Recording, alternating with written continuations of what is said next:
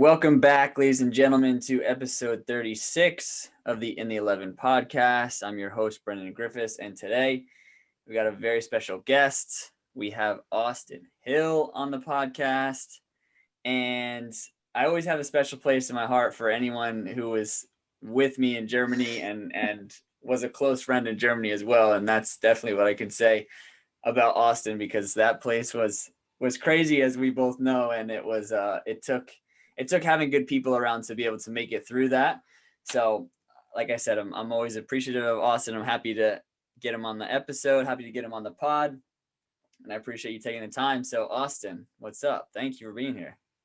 Yeah, man, thanks for having me. But yeah, Germany.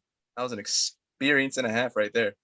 Yeah. Oh my goodness. Man, oh man. We'll get into it. We'll get into it. But Yeah. let's like I told you before we get on the air, I like to give people stories from players who are kind of done a similar road, I guess, to me, but have maybe bounced around to some different places. So I know a little bit about your kind of career and some of the places that you've been so far in terms of playing, but maybe walk us through kind of after high school. I know there was a little bit of college in there. I know there was some coaching, there were some other things. So maybe Right. kind of paint the picture for us of what that looked like after high school and club ball for you.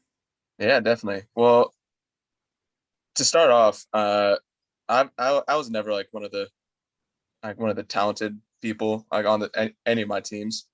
Uh, I was like always on like the cusp of getting cut. So like high school, I think I only played technically like half a season of varsity. Mm-hmm. That was like my senior season. Um, and then uh, for some reason, I had the confidence for like to say, like, hey, I want to play college ball, even though I've only played for like half a season. Um, and actually, I don't think you know this story, but I was reaching out to a bunch of different universities. Uh, One of them, I guess I'll leave the name out. Um, but one of them accepted me, brought me in. They were incredible. I was there for like the incoming freshman day or whatever it's called. Mm-hmm. Um, and so basically, I made the team on that college team, and I was super excited. But I hadn't got uh, admitted yet, like Okay. academically. Um, and I just, for some reason, just like my senior year, I just was just struggling with grades, and I honestly barely passed. Still walked though. Uh, Barely passed high school, and then it's the college I was going to go to is actually like fairly prestigious, I would say, like academic college. Mm-hmm. And so when I found out that I did not get accepted, it just like blew my entire world. Um, it was definitely eye opening, I guess. But so after that, I took like a year rest from like school and soccer, or competitive soccer at least. I was still like training and doing like Sunday leagues and stuff like that.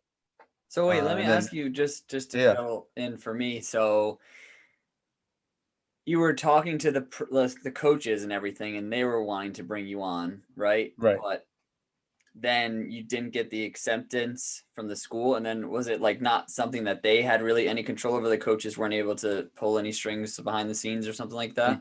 Exactly. I had an atrocious GPA. So there's absolutely nothing they could do about it. Gotcha. That was all on my part. Um, but I mean that was the one thing that like, kept me going because like I was like, oh, like they actually did like they did want me. I Yeah. made the team. I was just too dumb to go to the school. um, but after that like little hiatus, I went to uh like a junior college over in around the Seattle area. It's called Bellevue College. Um, I played there for a year, for a season, And that was that's probably like the first time I was actually on like a good team. Mm-hmm. Because we went to playoffs. Unfortunately, I think we got knocked out like the first or second game in playoffs, but like that team, I'm pretty sure made it all the way to the finals. Mm-hmm. Um, but the team that I was on was really good. So I was like riding the bench for half the season. Uh, but it was still good. Good experience, like practice with all these like really good players. One guy was from the Netherlands. He was just unreal. Like the ball just like stuck to his foot. Mm-hmm. You could not get it off him. Uh, and then oh my gosh, and there's another guy who like I like to think that I'm like pretty fast. I'm usually like one of the faster guys on uh each team I go to. Mm. This guy was rapid, literally the fastest guy I've ever seen, and he's like 5 feet tall. Was he international as well or American guy? Uh, he he was a citizen. He was from the Congo, Democratic Republic of Congo. Mm-hmm. Um, and then like he got a citizenship in Chicago, and then he moved over here to or moved over to Seattle. Gotcha. So is that experience playing at school Bellevue, and you got to Yeah, see like some high level players, also some foreign players, stuff like that? Was that kind of the first time that it gave you the bug of like, all right, I kind of want to see if I can play, and do something with the game? yeah, That's exactly right. Because like Mhm. in high school, I was just like, hey, I just like the game. I like playing. I want to see if I could play at the collegiate level, maybe. And then once I got to above college, I was like, oh, maybe if I work really hard, because I mean, s- starting on the bench half the games, so I need to work a lot harder. But if I work a little bit harder, maybe I can, go a little bit further than just collegiate level. Um, Yeah, like it's funny. I think I have a very similar experience to that. That was kind of what ignited me to want to, pursue the game in the way that I have so far. And I think a lot of times you notice that players who you do come across that are playing overseas, they do have an experience like that, maybe in college or something, where they all of a sudden they get exposed to international players. Maybe they start to talk about, what it's like to play back in Netherlands or what it's like to play in Germany. And then all of a sudden you start thinking, huh, that could be something. And because you're right, the American system, especially, not that we're like super old or anything like that, but it's starting to change a little bit now. You see more American players go overseas and play, and it's more publicized in the media. But before, the mindset was just, I'll just go play in college. Like I just want to right, figure out how to play collegiately, and that's really it. And then unless you get exposed to maybe some other kind of different influences, you might never even think that playing overseas is an option. right, right. And I honestly, I think that's one of the reasons why, because there's a lot of like scrutiny around going like the college route Mm-hmm. to try to go like professional. But honestly, it's like if you're not at that level where you're like 18, 17 and like ready to go abroad and like play, like I think college is like a perfect thing to go to. Like for me, man, if I tried to go to Germany when I was 17, 18, I would get I almost cussed. Is it okay to cuss Yeah, on you here? can cuss. Go for it. I would immediately get shat on. Like, oh my goodness. No, it's such a good point. Like, I think you're 100% right that maybe is college soccer the best way to become the best soccer player that you can be? Probably not. But there's so many other factors that go into really being Yeah, ready from a playing perspective, like technically and tactically and physically. Can you go over and try and become a professional or try and play in a professional system? And also mentally, like at 17, 18, are you really ready to go overseas and do that on your own? Like college might be a right. way for you to bridge that gap a little bit between trying to live on your own and then okay, now you're living across the world on your own. Like, it's just, it all depends on each and every player. And like for That you, it was going to college first. For me, it was going to college first as well. that just like sparked a little story from Germany. I just because like all the kids that like have never gone and lived on their own before, Yeah. it's rough. Yeah. Yeah. And like, and I remember you and I used to talk about it when we were in Germany. But in a way, we felt bad for them and wanted to like take some of the younger kids under our wing and help. But at the same time, it was like, it was such a cutthroat environment for everybody. Like everyone was just trying to survive and get theirs and like make sure that they were good. So you Man, almost I didn't have like the energy to be able to like look to be after the young compassionate. ones. Yeah, Yeah, I mean, it oh my sucks, gosh, but I remember it was one day I was just one of the days I came home from practice just pissed off because there's quite a few. But uh I came to the house and one of the younger guys that stayed in my house for like I think a week he stayed there for, and he just comes up to me, he's like, hey, and I'm not trying to like bag on him or anything, but like he just looks at me as, hey, can you teach me how to cook pasta? And I just and I just look at him and I just like, it's on YouTube, man. I'm just, I just went in my room, close the door.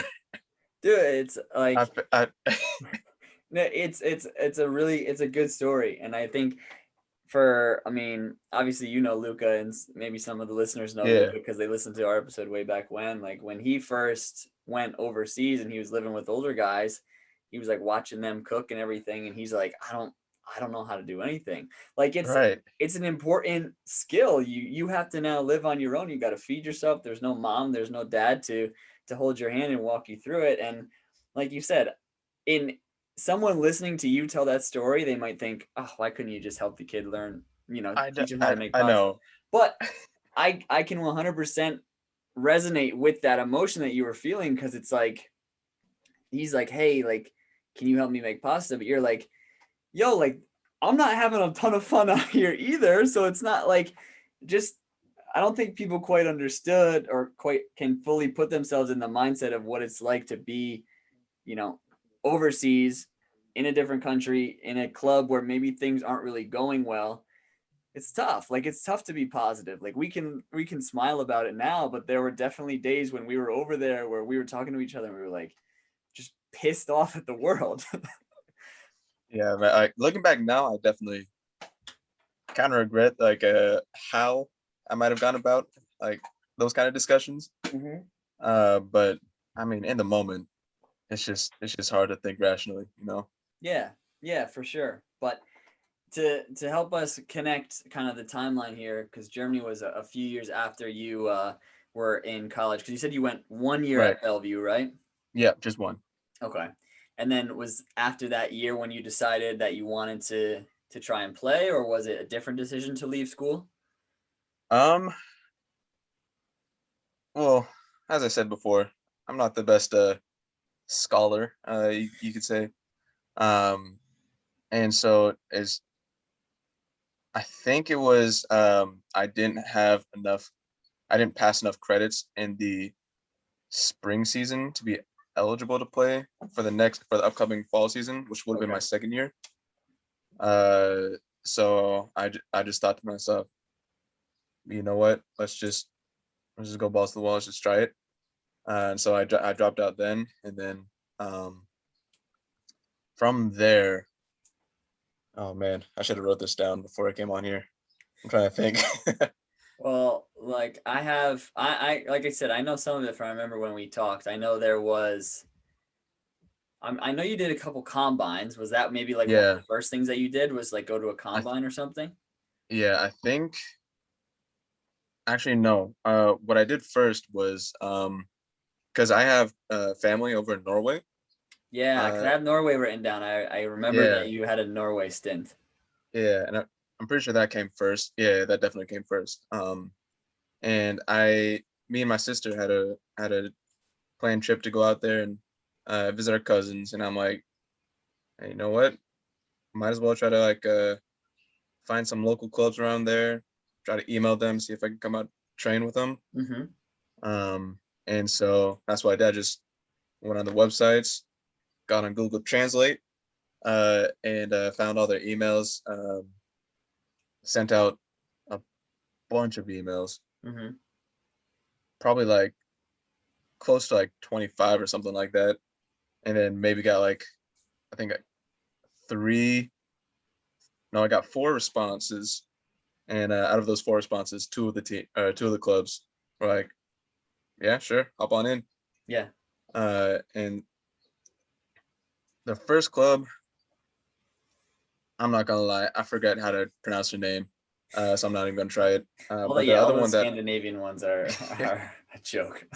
is, it's yeah, oh yeah, from Denmark, that's like Yeah. super close to Norwegian. Yeah. Um, that I got along with was Egersunds, Mm-hmm. IK, which was in a little bit south of Stavanger. If any of the Any of our Norwegian Norwegian fans are crew, listening. uh, so it's like a 2 hours south, 2 or 3 hours south of Stavanger, where my cousin lives. Okay. Um, and so I did really well there. And it was actually looking like pretty good for me because I think I went to 4 or 5 training sessions. Um, and then that was about the time where I had to fly back to the States because uh, that's when my flight back was. And then I kept in contact with the coach, and he was like, "Hey, man, like I think you definitely have potential. I really like what you brought to the training sessions, but unfortunately, just due to the uh, foreign players cap, uh, we just don't have the resources um, to like provide you if you were to come back here." Mm-hmm. Um, and so like at the time, I was like heartbreaking because I was like my first time experiencing that kind of feedback. Yeah. Um, but I'm sure you know I know that like that happens all the time if you try to play abroad in Yeah. Europe, especially if you don't have like a European passport. But that was like the first time I ever experienced that, and that was just like super heartbreaking, heart wrenching. So Yeah. Yeah. uh, So do you know when you first went over to Norway, did you really have any idea of the way like the pyramid or the like, the way the levels worked or anything like that in Europe at all? I had an idea just because I went on Wikipedia Yeah. and I looked it up because obviously I'm not gonna shoot an email to someone in the Tipper League and um, but I went to but at that time I had a very, I guess, jaded view of like how good I actually was. Mm-hmm. Because I thought I was a lot better than than I actually was. Um, so I was like, because Egersund was, I think, fourth division at that time. Mm-hmm. Um, but I was still sending emails to like second division, the second division of Norway. Like, oh, I could do that Yeah. easy. Yeah. Um, nah, but that's definitely changed. Like my self critique, like and like seeing like where I stand, that's definitely gotten a lot better throughout the years. Yeah. Yeah, but the nice thing about Europe is that you can put yourself in for example, if it had worked out with that fourth division club, if you can work hard in that team and you can start to do well, then it's very easy for you to say, yeah, I've done well at this level. I can try for a third, and then same thing, like Right. rinse and repeat, go into the third level, start to do well, same thing. And you make a really good point about being like devastated when you're not offered a spot with a club, and a lot of times it might not even have to do with the way that you play at all, which is such an Mm, important thing. You almost don't when you're young and you're in the States and you don't make a team, it's heartbreaking because it's probably because you weren't good enough for that team. I'm sure maybe there's political stuff involved, but when you go somewhere like in Germany or in Norway or wherever, and they say, listen, like, we think you're a good player, but we don't have enough money to like get you an apartment, get you all that stuff. Now, Right. they could just be telling you that because they don't want to say, but I always took it the same way that you did. I was like, okay, like, I'm good enough to be here, but it doesn't work out because of the money or because of the visa or because of whatever. And it makes that a little bit easier as you start to do it more, to not think every single time like, oh, I've just Oh been yeah. cut again, essentially. Yeah, definitely. I mean, I didn't think of it like they could have been lying. I mean, they could have been calling me trash, and I'm thinking I'm about that sorry. now. I'm sorry. Did I just break that for you? Break that wide open? All right, can we cut out me crying over here? It's fine. Listen. Like, what do we know about like, from the little we experienced of Germans, especially, like, they would tell it to you like it is, right? They Oh would yeah. give it to you straight. They're not going to sugarcoat anything. Like, their language is so direct. I highly doubt anyone, and German and all, Norwegian's like a Germanic language or something like Yeah. that, I think. So it's probably the same. They're probably going to tell you exactly what it is, and they wouldn't Oh be yeah. like, "Oh, we think you're amazing," when then they go to their assistant and be like, "Yo, that guy was shit." Oh yeah. It's kind of refreshing how upfront they are with that kind of stuff. Yeah. Yeah, they do not sugarcoat at all. The only sugar they like is like marmalade, but that's about it. um. Okay, so Norway gave you a little taste and saw kind of what's out there and what the level's like a little bit. Didn't work out with that one club. What were you thinking as you're on that flight home? What's kind of next? Oh man, on that flight home, I don't exactly remember, but it's probably something like kind of like the same feeling of when uh I got cut from, or not cut, but not admitted to that university that I was Really? going to go to, and I'm like, man, again, like apparently I have the quality, I just can't play on the team, and so I was just like kind of down on myself about that, um, and I actually remember being being in that mindset of like oh, I just fucking this always happens to me. This sucks. Mm-hmm. Like for like a solid 2 weeks or something like that. And then my best friend from Bellevue College, he was like, "All right, they didn't want you. What next? What are you gonna do? Like, what are you gonna do about it?" And I'm like, "All right, you're right." And so I just kept training. I was trying to like get on some semi-pro teams around like the Seattle area. Um, and then I found this one combine that was going to happen in LA. And I was like, you know what? Might as well try that. Um, and so I went down there. Uh, First time ever playing in the heat because I'm from Seattle. Mm-hmm. It's I think the hottest it probably gets is probably like 45 degrees. Um, and that 13 degrees Celsius for the rest of the world. Yeah. And so I remember the first game because like I was wearing black socks, black shoes. I think it was like in the hundreds on turf, Oh God. and I remember after the first game, I got like burns on the bottom of my feet. Yeah. Like my feet were peeling, and it was awful. It was like I didn't know what was happening.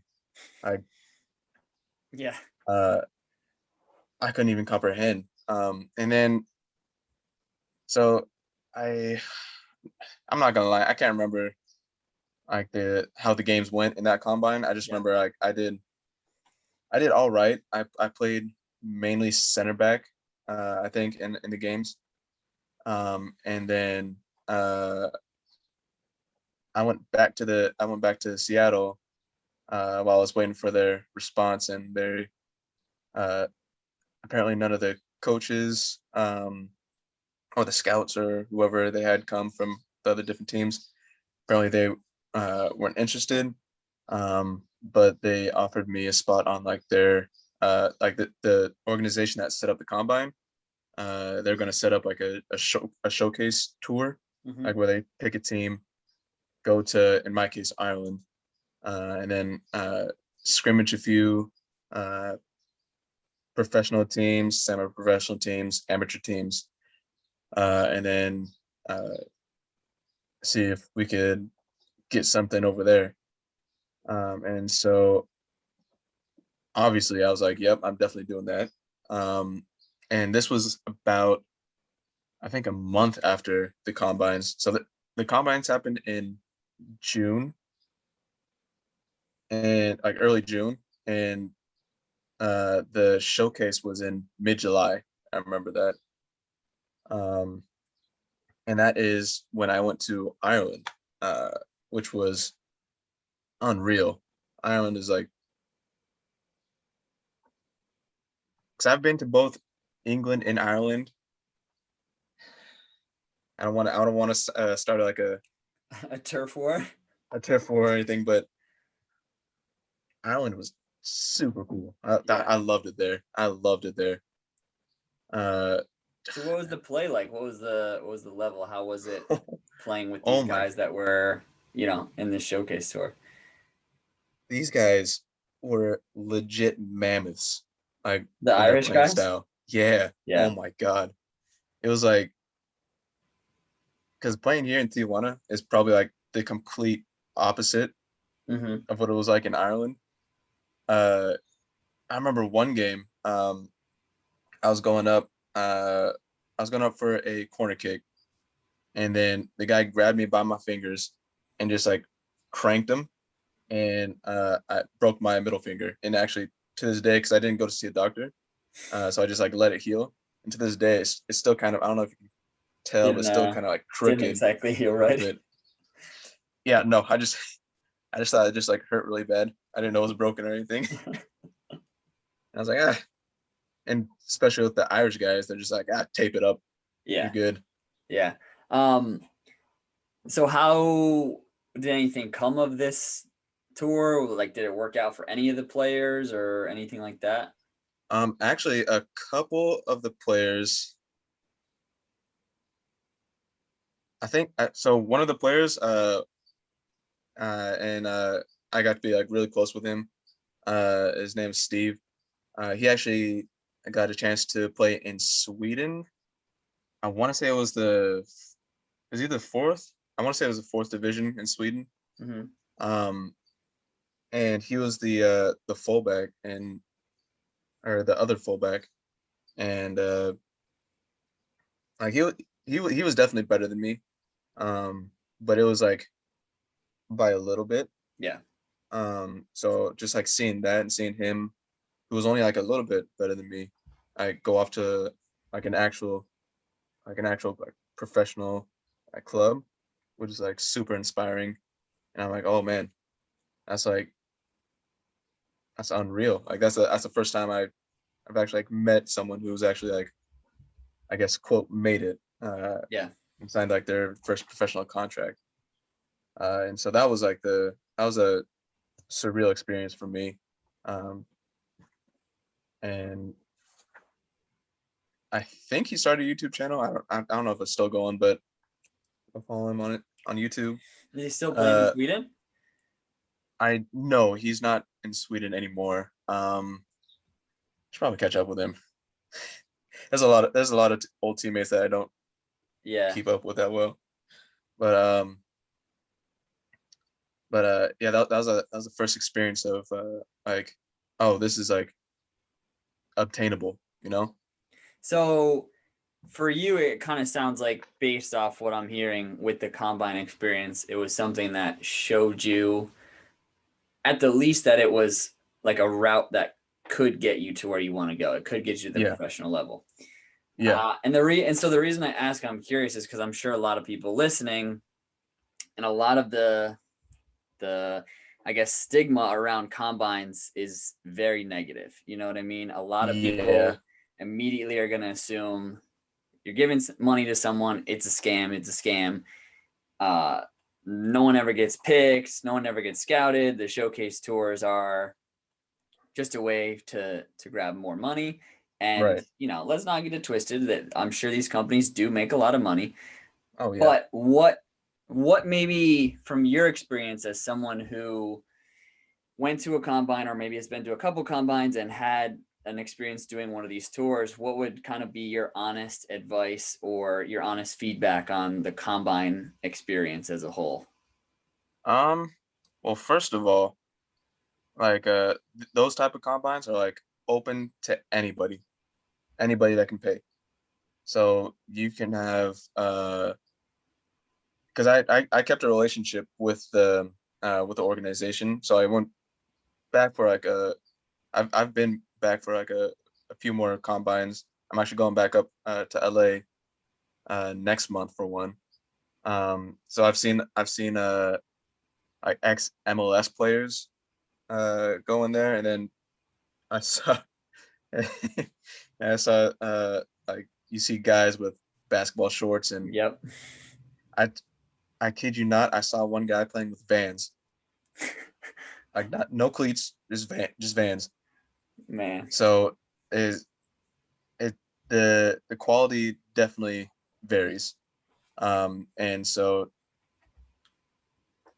something to expect is the first day is probably going to be a shit show because they're just like gauging like, all right, who are the people that are actually like going to be like prospects, Yeah. and then who are the other people. Yeah. um and I'm not trying to be a dick, like if you're not at that level and you get like picked on the because later in the games or later in the days in the combines, it's like it's pretty obvious who are the prospect games and who are like the participation games. Yeah. And if you are, if you do find yourself in like the participation games, like I think it is a good experience, especially if you're younger. Um, like that first day, if you're playing against like one of those like ex MLS players and you've never like had any experience Mm. like that, it's definitely eye opening for you. Like, oh shit, like that's where I have to get my game to. Yeah. Um, so I think it's very educational like that.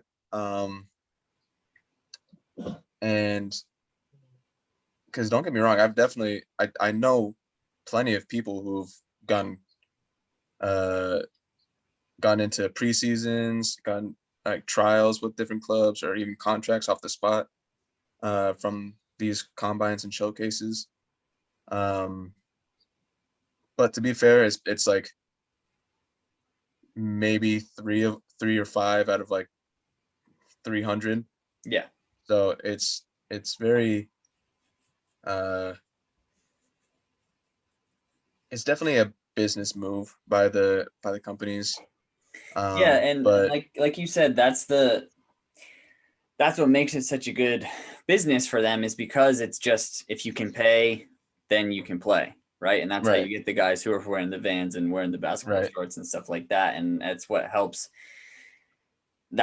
keep the business churning, and what helps, hopefully, if you have a good company, about when the companies that actually want to move players on, hopefully that funding from maybe players who aren't really at the level continues to allow them to create connections with other clubs and keep those things yeah, afloat. I think you bring an important fact here to the table, that if if you've never been around players who have been at the professional level before or are trying to get to the professional level, it's a good way for you to go and be around players who are trying to do the same thing as you, and then gauge where you're at, because right, everyone that's at that trial wants to get a contract or is there for a specific reason. And if you look Right. around and you're like, there's 100 players here that are better than me, that's important. Like that's an important piece of information for you to now learn. And the other thing too is like you'll be able to connect with, like you said, you'll be able to connect with players maybe that you'll have a relationship with down the road, and they'll go on to do something and you play with them at a combine, so you recognize each other, that type of thing. So I'm hesitant to kind of go one way or the other in terms of yes, do combines, no, don't do Right. combines, because I do think there's probably companies out there that I would say, no, I don't think that's a good idea, that it might just take your money. But if you're a player that doesn't have connections, if you don't have opportunities just presenting themselves to you all the time, the combine might be the best way for you to at least get something, Yeah, start the exactly. ball rolling and figure out and start to learn a little bit and then learn a little bit more and then figure out how you want to go about pursuing your career. Yeah. If you just have nothing, or you graduate from some small college or high school and then think, I'm just going to go play pro, it doesn't Right. really work like that. No, it definitely is. It's definitely just situational. It depends on the situation. Yeah. Man, I love me a good cop out answer. It's so true though for like this game, and it's why there's even a player who we both know that was in Germany with us that has produces content and stuff like this and has come out Yeah. and just will Oh, hates flame them. some of these companies, Oh right? God, yeah. And say they're all a scam. They're the percentage of people that are going to get picked, like you said, it might be 3 out of 100. I mean, that's I think people get jaded because there's money involved in the combines, but that's the reality of the pro game as a whole. You know what I Yeah. mean? Like there's gonna be hundreds and thousands of people that try and become a pro, and it's only going to be a small number as it is. So if anything, the combine is just kind of a representation of what it is really like Right. with a real club. So yes, is it maybe a wishy-washy answer of us to say, well, it depends on the situation, and sometimes yes, sometimes no. Sure, but it's the reality. As Like it is what it is. Yeah. if you're if you play in an MLS academy and you're super high level and you come out and you have opportunities, no, I don't think you need to go to a combine. It's probably a waste of your money, and you'll probably play against players that are worse than you. But Yeah. if you don't have anything coming out of college and you just need to try and figure out something for yourself, create an opportunity out of nothing, yeah, combine's probably the best way to go for you to at least figure some stuff out about the professional game. Yeah. Exactly. So if you, the person watching this, are asking that question, just think about your situation and just say like, hey, in my specific situation, like, what are the benefits of going to this, and then what are the negatives going to this? Yeah. And because everybody's situation is different. Yeah. And because what I always like to try and talk about on this podcast as well is, especially for guys like you and me who kind of realized, okay, it's the way the system in the US is, it's really tough to break into it and move up. So probably the way that we have to go about it is like see if we can go overseas, preferably Europe or wherever. Right. So to think a combine is a scam because they're taking your money, but if you want to go to Europe, that's going to cost money, Yeah. and more money A than lot more. the combine. Now, I might argue if you did what you did, you go to Norway and you just move to a place for a few months and you email every club that you can get a train to, that might honestly be a better use of your money, but it is still money, and you might still go to Norway and every single club that you try out with might say no. Like that's a reality of it too. So I think that's just another thing that I would say to you that are listening out there is like don't expect to go in and just not have to open up your wallet a little bit. Like if if you really want this, that's going to be one of the things you're going to have to chip in a little bit. Right. Like that's one of the biggest things I learned over the years. Like this lifestyle is pretty expensive. Like, because most of the times if you're going on trials to places, you have to supply your own plane ticket.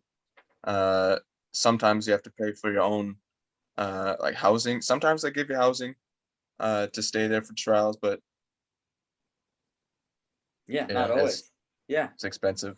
Yeah, and so I want to ask you this, and obviously let me preface it by saying that I'm someone who is doing something similar to you, so I can understand the motivation, but I think especially in the way that you say it's an expensive, it's an expensive lifestyle, it's an expensive dream to pursue, and even the money that we would potentially be trying to make once we sign contracts is like just peanuts compared to what a real job is, in the world. So like I don't want to phrase it as if, why are you doing this? Why are you chasing this career path? Like, cause Right. that's not really the where I'm coming at it from, but if you can help like to enlighten the listener a little bit of like, what's your why, or like, why do you still pursue the game in this way? You know what I mean? Because like I said, I'm not trying to say, hey, what are you doing? This is dumb. Like,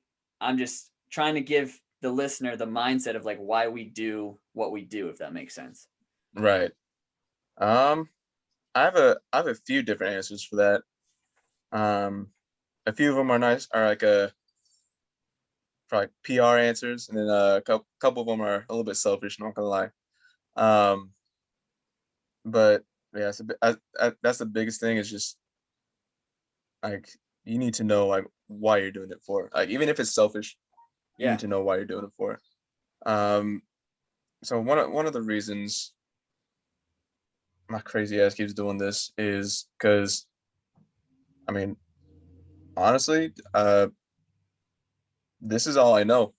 Like uh, I mean what I know about soccer, like I can coach and I can play.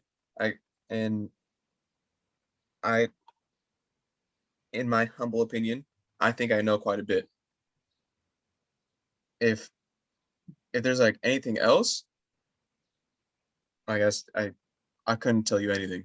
This is the only thing like I have knowledge in. So I'm kind of like, hey, this is all I got. So you better Yeah. keep going. Like double down on what really know Exactly. the most about. Yeah. Like it wouldn't even take me if I couldn't even imagine myself as a pharmacist, engineer. Man, my dyslexic ass would just be like,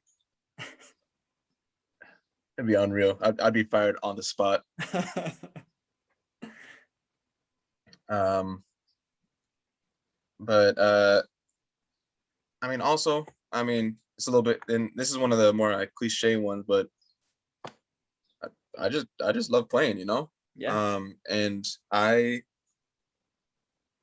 as you get higher in the level, and as it gets more like competitive, I know a lot of players that have quit playing or trying to pursue because like they kind of like lose it kind of loses the fun because it's so competitive. Yeah. Um, which I definitely understand. I definitely understand. Like it's a dog eat dog world out there. Yeah. Because like you're literally competing for each other's jobs. Yeah. Um, but that brings me to another reason. Like I just love being competitive. Um, because as I said before, I've never been like the best on like any of the teams I've been on. Like Darmstadt was probably like the first team I was like actually like one of the better players on that team. Hmm. Um, I mean, granted it was under 23s, but still, uh, I mean, like yeah, but still, those are all players that are trying to right, do what you're trying to do. So. and still quality players too. Hmm. But like so for like my whole life, I'm just like, all right, I'm at the bottom. I want to get to the top. I don't care what it's going to take. I don't care how how many days I'm going to have to work in a row, how many double days. I want to get there. And I'm not gonna lie, I can't tell you like why I feel like that. I just do. It's just in my nature. Um, so that's definitely one of the bigger drivers. Um, and then I don't know if you felt this with coaching, because I never felt this way until I started coaching, um, and especially coaching at Interlake High School. Shout out. Um,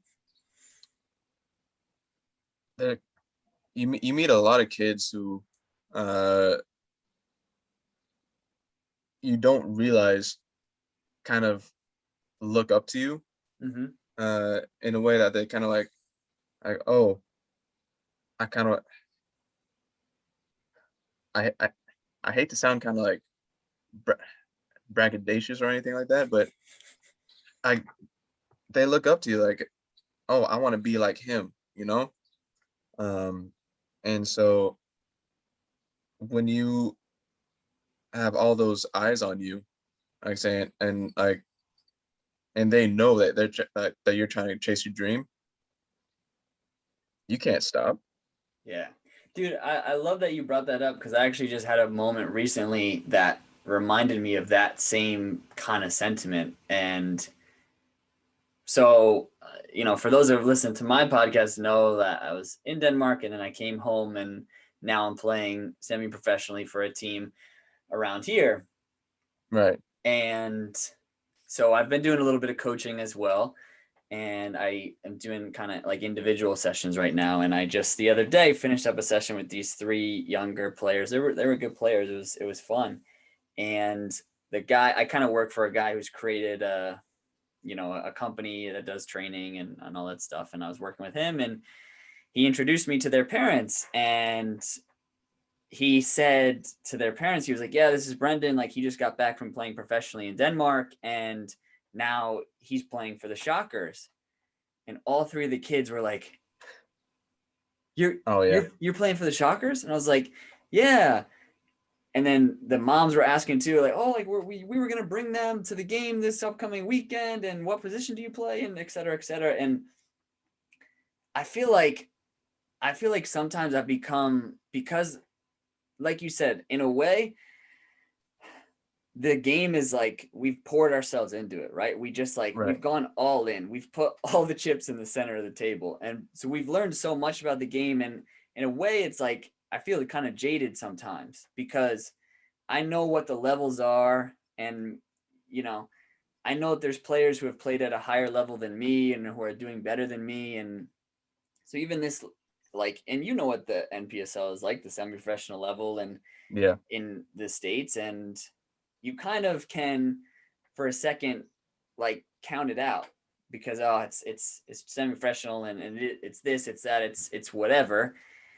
But like bring it back to that simplest part of that kid that's looking up to you, like that kid doesn't really know, that kid hasn't gone all the way to do everything that you've done in the game and actually realize, like, they just think you're going to play in front of a couple hundred people and they're going to get to watch you, like, and they think that's so cool. So that's such an important point that you make. Like, even for us who may know what the different levels are like in Europe, for you to talk to young kids, it's like I've played in Norway, I've played in Germany, I've played in Mexico now, like, and that's big. And so I try and remind myself of that, even though sometimes it's hard because I know what it was like at the levels we were playing at Germany. I know what I was doing in Denmark, but it's still a huge accomplishment that like not a lot of people really get to experience. Do you know what I mean? Right. Yeah. No, definitely. Because I actually had the very similar experience when I was actually in Rochester in Western New York. When I was playing for the Lancers in the MASL season, the indoor season. Mm-hmm.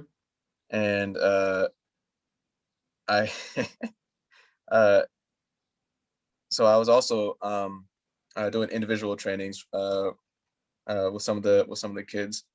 and they're like, yeah, he plays for the Rochester Lancers, and in Rochester, like it's like the two biggest teams, for soccer, are the Rhinos and the Lancers. Like those are the two teams with like the most history in that city. So everybody knows who like the Lancers are. Um, and so like that look that they have is like, oh my God, no way. Uh, that being said, that was my first time playing professional indoor soccer, so I never got a minute of playing time. Uh, so every time they came to see me, I just waved to them from the bench. but but still, it's like you you got like even at like even kids like at the high school age or college collegiate age, or even like I have friends my age, like in their like, mid 20s, that have come up to me and like, hey man, like I just want to say like it's really cool like how you're still like actually like pursuing what you want to do. Hmm. Like even like because one of my best friends, Canyon, from middle school and high school, he was like, man, I've seen like the work that you've put in, and I've seen like the highs, and definitely I've seen the lows. And he was like, I just appreciate the fact that you're still like still going for it, you know. Yeah. And because he was going through a similar situation where he was like uh right out of college, he got a engineering job at Boeing, which is like a plane manufacturing company, super huge in Seattle. Um, it's actually like a super well paying job. Uh, I'm not gonna say how much it was, but it was like really high paying for like Yeah, fresh right out of out of college. college. Yeah. And but he was so unhappy, like what he was doing. Uh, and then like after that like the little conversation that we had, um, he was like, that's actually really good to know, and because now he's been, I think for a year now, he's just been traveling the world, from like what he saved up from working at Boeing, and now Hmm. he's just traveling the world, and he's just doing what he wants to do, and he's just like following his heart. And so I was like one of the most important parts or most important situations that have happened to me. Uh, and I think that's definitely like a powerful thing that keeps me going because you never know who's watching you, you know? Yeah, 100%. It I I think you bring up the most important part is like it's just about trying to do what makes you happy, you know? And that's why even well, I know why I'm still Yeah, in yeah, myself trying to figure out, you know, where I'm at and what I'm trying to do because I I think my motivations are very similar to yours in playing, and you know we've had extensive conversations back when we were in Germany and all that stuff. And I think what just made me start to think more was like Germany was tough, right? Like it was just hard, and then Denmark. I thought it was. I just thought it was going to be so different, you know, and yeah, there was a lot of things that were different, but there was also some of that same just this is really difficult. And so I'm just trying to right. figure out like how is it how can I still be happy, still be in the game, still not be in the you know, whatever it is. It's difficult because the you know the big thing that you just said is that the highs and the lows is this there's no other better analogy for this than it is a roller coaster. Like Oh yeah, and if and sometimes you just feel like you have to hold on and see what's where it's going to take you like because you know you brought something up earlier about how you've become so dedicated to the training, right? And I think that's important for all players to realize, like, eventually the training almost becomes second nature, especially for a player like you. Like, you're just going to put the hours in because that's what that's the way you're wired now. And it's just, you're always thinking about, how am I going to get better? How am I going to put in the work? How am I going to put in the work? Like, that part's almost the fun part, or the easy part. Where the roller coasters start to come in is when you're in Germany and it's hard and you're missing home and like things aren't going your way, or now when you're in Mexico and you're in a city that you don't love, and like, so I don't know if I've with this long tangent that I've gone, I don't know if I've really driven it in one direction or made a solid point, but I guess just, I don't know, that this roller coaster of a world for those who pursue the game is something that you have to really consider before you Yeah. try it. Like, is that something that you can handle? You know what I mean? Because I Right. think what's important about what some of your friends are saying to you is there might be a level of like, I'm so proud of you that you're able to do this, but also I know I've had friends that are like, it's awesome that you can do that. I couldn't do it. You know what I mean? Like, I Right. could never do what you're doing. And there was a time where maybe I said, where maybe I didn't understand that, I'm like, how can you not? Like, this is crazy. Like, I'm going over here, I'm going over there, we're It's playing, like, pretty easy. You just train. Like, what do you mean you you can't? just like spend all your money on a flight to a country where you don't know anyone. You train 4 hours a day every day, and then maybe none of it works out, but then you do it again. Like, how does that not It's sound like fun easy. to you? It's simple.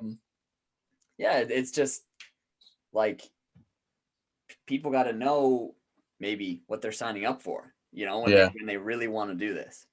Yeah. And also I just want to add something there before we move on from like motivation and stuff like that.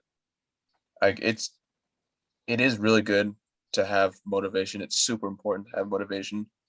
But I think what's even more important is like teaching yourself discipline, because you're not going to have motivation 24 hours a day, 7 days a week. And most likely you're not going to have motivation for when you need it the most. Like, oh my, like, especially in Germany, like we wake up, we just like look at each other like, man, I don't want to train today. But like we're just disciplined enough to just like, we don't want to, but we know in order to get better, we have to. Yeah. Like this is what we have to do. Yeah. You have to bring it to the point where it just, like you said, you have to become disciplined, and then you just have to create habits for yourself. Right. Like, Habit. Oh, definitely habits. Yeah. whereas, it's like, probably heard players say before, eventually for you, your training just has to become the same as brushing your teeth or taking a shower for that day. Like, it has to become one of those things. And it's Yeah. why I almost feel like, I don't know if this is necessarily my hot take or whatever, but I feel like at a certain point, at a certain level, it's almost like the training, like, you can't even really look at the training. Like, you can't take it, I don't want to say seriously, because you have to take it tremendously seriously, but I worry about the guys who are just like, oh, like, I'm just training so hard, like, and they think that's it. That's the only piece of the equation. You know what I Right. mean? Like, It's just putting on your pants. It's just exactly. what It's you like, do. once it becomes a habit like that for this super elite of level player, then you have to understand everybody's doing that. Like, equate it to brushing your teeth every day. Bro, everybody's doing that. Like, Right. everybody, I know you and I train very hard, but I'm sure there's like, and anyone who's already at the pro level or at the semi-pro level, like, they're training too. So you Yeah. almost have to, like, that just cancels out for all those players. What is it like that you're going to do differently? Are you going to try and go play somewhere that no one else is willing to go to? Like, for you, in your example, like, I'm going to go down to Mexico, I'm going to try this out, and then I'm going to see, like, if you're just a guy who's in America and you're in the same spot that you've been in for your whole life and you're like, but I'm training so hard, doesn't matter. Everybody's training. Like Yeah, everybody's training. Like, guys like you have gotten to the point now where it's just second nature. Like you just put in the work. It's like punch in, punch out every day. right. It's like before we have a Zoom meeting, what do you have to do? Turn on the computer. That's it. Like if you want to do something with this career, train. And then like that's just like the beginning steps. What comes after that, like writing emails, doing highlight videos, CVs or resumes, getting out of your comfort zone. That's what happens next. But Yeah. training, it's just turning on a computer, 100%. Yeah. So we touched on it a little bit, but right now, Mexico is where we're phoning in from. So talk to Yep. me a little bit about this. What are we Oh doing man. down in beautiful Tijuana? Oh man. Um, to preface, um, and we talked about this off air, but I've only been to two cities in Mexico: Guadalajara, which was phenomenal city, and Tijuana, which is Slightly less not phenomenal. slightly less enjoyable. We could say. Um, I mean, oh man, there's there's just like so much my ADD just can't handle it right now to tell you. Like, I'll help. I'll help. Let's direct it. So you and I were playing together in Germany in yeah, Darmstadt, and then this was in 2009. Dude, my whole night timeline is so just from COVID and it everything. Like I was don't even know yeah, what it years was are going it on. So was we the fall of 2019. fall of 2019, you and I were playing together in Darmstadt, and then at the Yeah, end of that season, or or mid the last like few winter months, season. yeah, we started going out on trial, Yeah, and I was supposed to go back to a team in Germany. I believe you were supposed to go back to a team in Germany as well. yep, Bierstadt, if I Bierstadt. remember Yeah, correctly, yeah, correct. which was close to Darmstadt, like in that Yeah, general it's like area. a little bit away. Um, COVID threw both of our plans out the window, and then Everybody's plans. yeah, a lot of players' plans, and you spent the rest of 2020 at home in In Seattle. Yep. yeah. So then Yeah. how did it come about getting this opportunity to go down to Mexico? Like what's the league? What's the team? When did that all kind of take place for you? Oh man. So it started with one of my buddies from Bellevue College, but we didn't play together in Bellevue College. He played after me when I was the assistant coach for the women's team. Um, so like I knew him through there. And we were just catching up, and he was like, "Hey, uh, I might have a friend that could like hook you up with another guy to give you trials Mm-hmm. um, in Guadalajara." And I was like, "It's been a year since I played a real game. I'm in. Whatever. I don't care. I'm in. I have to do it." Uh, and so yeah, it was my friend's friend who hooked me up with his friend in Guadalajara, Mm-hmm. uh, who is coincidentally my coach right now in Tijuana. But I stayed at his house for about a month. It was like roughly like the month of I forget if it was November or December. I think it was November. Um, and so I through my coach now. This is going to get confusing. Through my coach now, I went around on trials to a bunch of different teams in the Guadalajara area. Hmm. Um, and I was training with fourth division teams and a third division team. Um, and I think in Mexico is a little bit weird at the moment because they're going through like a weird like restructuring. You have Um, their leagues. yeah, and uh, but it doesn't really matter too much. They're good level teams. Uh, and I was staying with this one club for a while, Cañeros, and because they liked how I played. Um, and so I spent like it was like a solid 3 weeks with them. I played in I think like 6 games, 6 like friendly games, because they weren't playing in season because of COVID. Hmm. Um, and so we are just playing a bunch of friendly games, and I was playing a lot of minutes um, as a center back because apparently I'm fucking huge down here. I'm 6 foot for reference, so like not even that tall, but like down here, oh my You're a god, giant. I'm giant. So I was playing center back for this team, and they really liked me, but unfortunately, they just weren't looking for a center back at the time.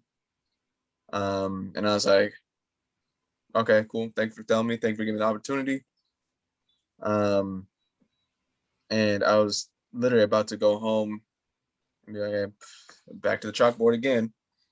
Um, but then my coach now, I literally days before I left to go back, got a call, and they're like, they offered him the head coaching spot, and he was like, "Hey, you want to come with me to Tijuana?" And I'm like, "All right, let's do Why it." not? And so here I am in Tijuana. Wow. Yeah, that's that was like it was one of the weirdest ways to get on the team, but hey, it works. Exactly. And so I know you've told me the season will go until what, like the end of this summer, right? Yeah, so there was a lot of changes because this is an inaugural season. Um, or yeah, sorry, it was an inaugural season for the league. So it was supposed to go from like I think like March till the end of August or something like that. But now they're just doing like a tournament, kind of like the MLS's back tournament that they did, Gotcha. where you have like different divisions and like their groups, and then once you do well in that group, you go into like knockout rounds, and then if you do well, you go all the way to the finals. If not, you go home. And so that actually starts. I want to say next week or in 2 weeks. I know it starts like super early in June. Gotcha. Um, So it could and be a while that you're still playing in Mexico, or it could be only 2 or 3 more weeks. exactly, yeah. Well, I mean, because we have the group play, so we have like a set like amount. Gotcha. Um, I think I think they would start like the knockout rounds probably on like mid-July or something like that. Mm-hmm. Okay. So it could be I could be going back mid-July, I could be going back August. And honestly, again, from Seattle, this Tijuana heat is Different gravy. unreal. It's not even June, and I am burning up. I don't understand how people live in this weather. So what's on the horizon for you, you think? I know this level and this league kind of in Mexico is an in between type stop. You know what I mean? Like you said, Right. trying to get games on the CV again, trying to get some highlights put together, and just get back in the swing of things. So have you thought about where where you're looking at or that type of thing? Oh, definitely thought where I'm looking at. But I mean, right now, no solid leads, but it's just trying to find emails to clubs in like maybe like the USL Championship, League One, NAIS or NISA. Mm-hmm. Because we got a few like former teammates that played for a few of the teams in NISA. And honestly, I've just been like until I get like my highlights, like all of my highlights, I'm not gonna send out anything Mm-hmm. because I want to have like a renewed one. So for the time being, I've just been like going on uh going on like soccerway.com, trying to find like a bunch of teams from a bunch of different countries, shoot my shot. Hopefully it lands, but we'll Yeah. see. So, I know we've been going for a while, so I'll Yeah, end no, on that's fine. this idea. I think, because I'd be interested to see what your thought is. And we talked about some of it, like right. We talked about the roller coaster of trying to play this game at a high level and all those types of things. So give me, if you can, maybe we can start end on a positive. So give me like Okay. a pro and a con to like what do you love about playing in different places and trying to become professional and all that type of thing, and what's one of the cons for you, like one of the bigger cons in trying to do this. Okay. Yeah, so like you said, we'll end on a good note. So I'll start with the cons first. Um, One of the biggest cons is like uh the time that you sacrifice with friends and family that you have back home. Because like for like the past probably 5 years, I've missed my best friend's birthday, uh, which really sucks. But uh, I mean, it's great that he understands and he's rooting for me. But I just want to be there for like his birthday. Um, my sister's birthday is usually in that like gray area where sometimes I'm there, sometimes I'm not. Um, and then it's just obviously you want to be with your friends and family and stuff like that. So, and then also like uh, relationships, it's really hard to uh, create and bond over like a couple months, and then you just have to bounce. Mm-hmm. Uh, and so that's definitely been a struggle. Um, Yeah, I've noticed. I think most players probably have the same, and I would agree. It's the same for me that you spend so much time away from your friends and your family, and like you said, those big moments, like Germany. You and I spent Thanksgiving together, or yeah, whatever. Like it was us as a team that spent Thanksgiving together. All of our friends and family are back home, and we miss a lot of those things. And as well, the relationships piece is huge. It's hard to create a romantic relationship with someone that you you don't really know how long you might even be in a place, or you might be back home but you might not really be at home for that long, so maybe you don't really feel like you should start something with a person, and then like you're going to get on a flight in 2 months. yeah, And I think the only other piece I want to add to that is that I've been thinking about recently is that I think part of it too with the teammates that you play with is like you create these really tight relationships with your teammates, like, and a lot of times those are short-lived as well, because maybe it's you only get to play together for a year, or you only get to play together for a few months, and then right. somebody You doesn't get never know. re-signed, or somebody's got a better opportunity. And like that's another thing too, is so many like relationships that are short, where Yeah, you don't get to experience them in the full way. One of my friends who I work with over here, he was just telling me about how he's like, yeah, we've all been hanging out for X amount of years, like and I'm like, damn, I don't really like that sounds awesome. Like I don't want to say it like that, but like I don't really have friends like that I've just been able, like, we've been kicking it for 5 years now. It's like I right. got friends all over the world, and that's incredible, but Yeah, like I haven't seen you since we left Germany, like in person. You know what right. I mean? Like, so And I don't know when we're going to see each other in person again. Like 100%. you, Luca, Liang. I think Liang's been on your podcast, right? He has, yeah. Yeah, Liang, fan favorite. Um, because like you said, they're like all over like all over the world. So once you leave, you never know when you're gonna like actually see them again. Yeah. Yeah.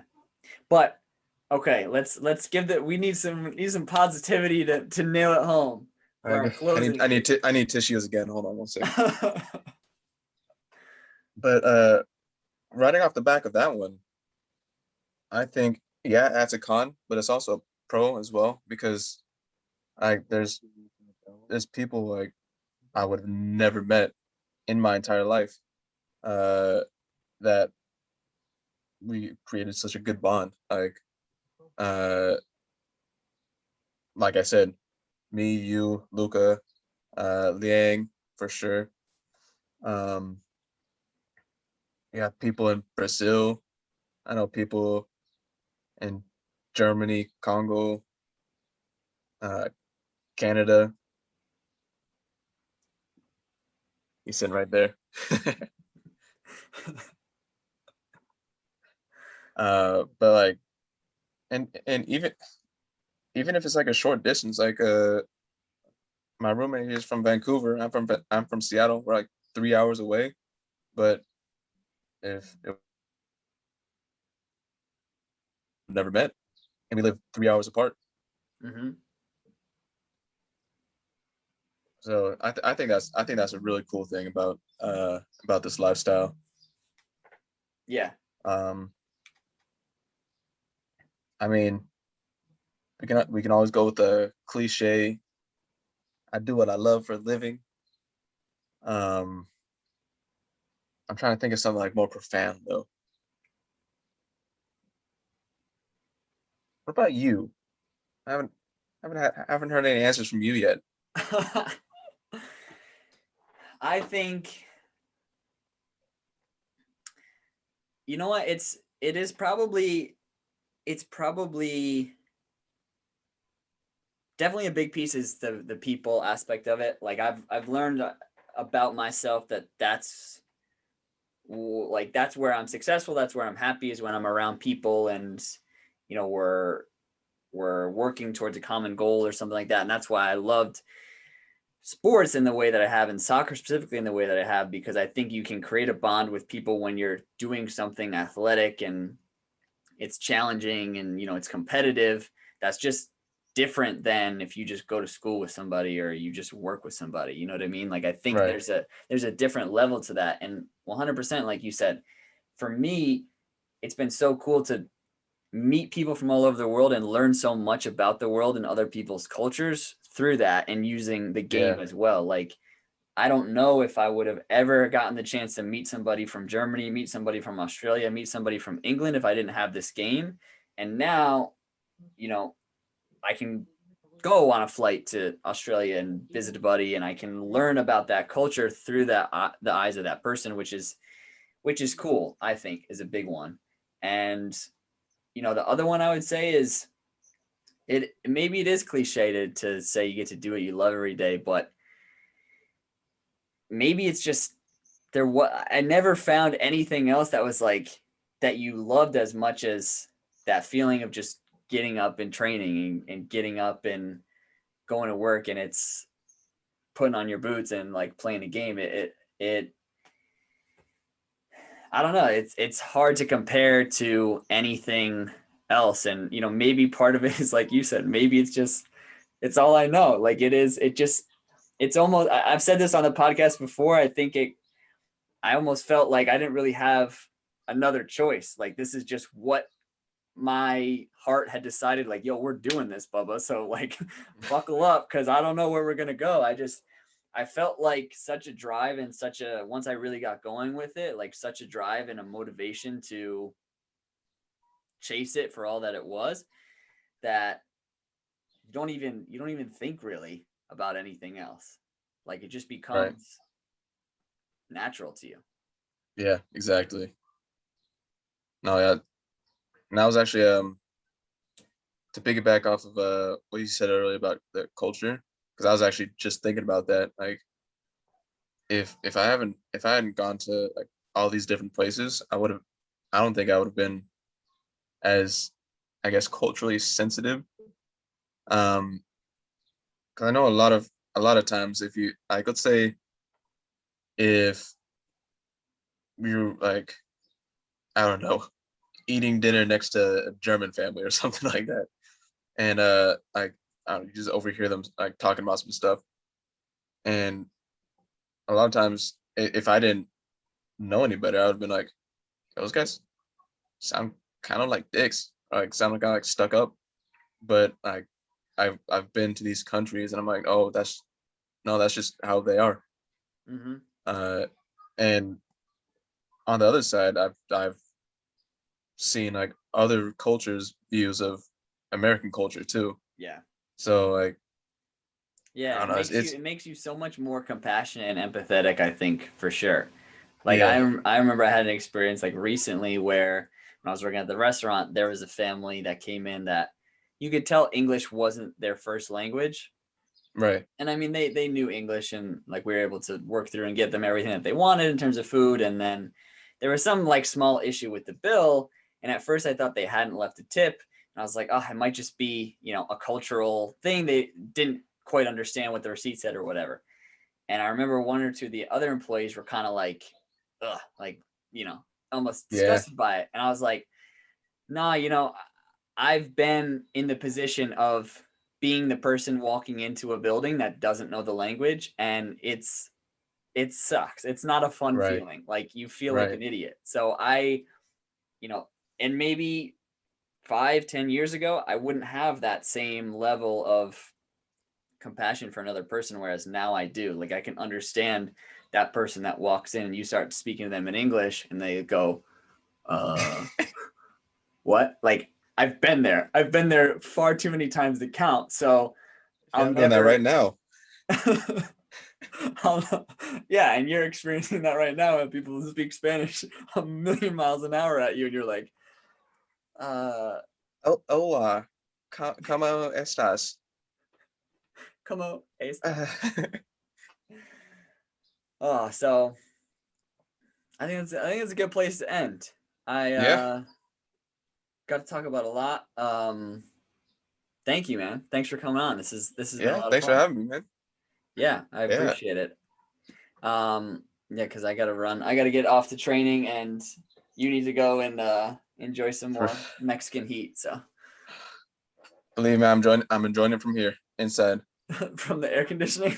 I Oh no, there's no air conditioning. Oh, nice I big don't old know if you can fan. see me glistening right now, but oh my goodness. All right, And I'm brother. on the Well, it's been good to catch up with you. Happy to have you on the podcast. And to all the listeners out there, thank you for listening. This has been episode 36 with my man, Austin Hill. And see you guys soon. like, comment, and subscribe.